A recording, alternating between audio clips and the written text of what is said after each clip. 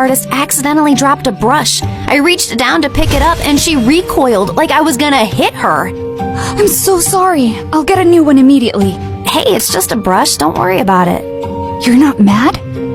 Why would I be mad about an accident? While the photographer was adjusting his camera, I overheard two assistants whispering. She seems different today. Last week she threw hot coffee at me because I got her the wrong brand. Remember when she made Tina cry because she accidentally walked into her photos? Poor girl's still in therapy. It felt like I jumped from living under Dorian's shadow to being the most hated person on Earth, and it was heartbreaking. But what truly got to me was that at home, Dorian barely looked my way, and Ella never came out of her room. And every time I tried to meet her, Mom would freak out. Her disease is contagious, sweetie. You know that. I can't lose another daughter to that stupid illness. I really wanted to see her and share what I was feeling, but I was too swamped with photo shoots, press events, and parties to process it. Has anyone ever tried snail mucus coffee?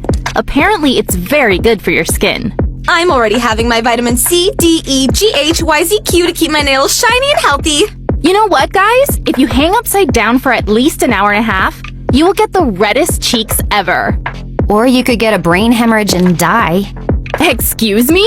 I'll just be right back. Jeez, how lame were these conversations? If these people were the cream of society, I'd rather be skimmed milk. The rest of the night was just as bad. The music was too loud, the people were fake, the food looked fancy but tasted like chalk. Then my date asked me to dance, and I accidentally stepped on his foot so hard he started limping. I rushed to grab him a first aid kit and came back to find him making out with a waitress. Ew. I just wanted to leave.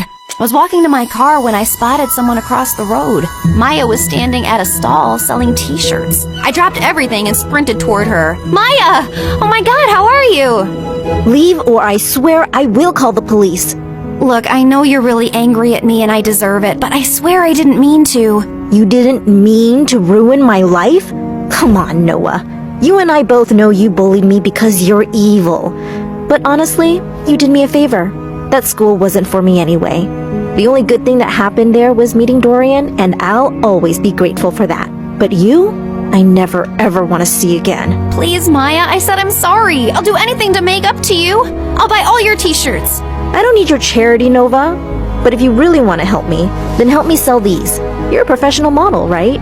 She pulled out a pile of tees with the most chaotic slogans I'd ever seen.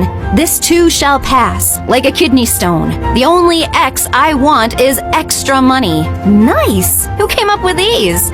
Of course I did. I've always been really creative. That's true. By the end of the night, Maya and I had sold every single t-shirt in her stall. We even clicked a bunch of pictures, and when I shared them on my Instagram, Maya's business exploded overnight. She called me the next morning telling me how people were begging for restocks. Someone even asked if she shipped internationally. I'd finally used my popularity for something good, and I was happy.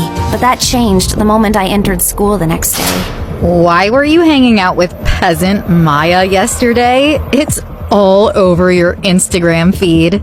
I was just trying to help her sell her stuff and apologized for being completely moronic. You did not! It's against every rule book ever written for mean girls. Once you bully someone, you never apologize to them. Especially not if they're as ugly as peasant Maya. Stop calling her that. She's a brilliant and hardworking girl, and she's 10 times the person you'd ever be. 10 times fatter, sure. She's a real inspiration for stretchy t-shirts. Say one more word about her and I swear.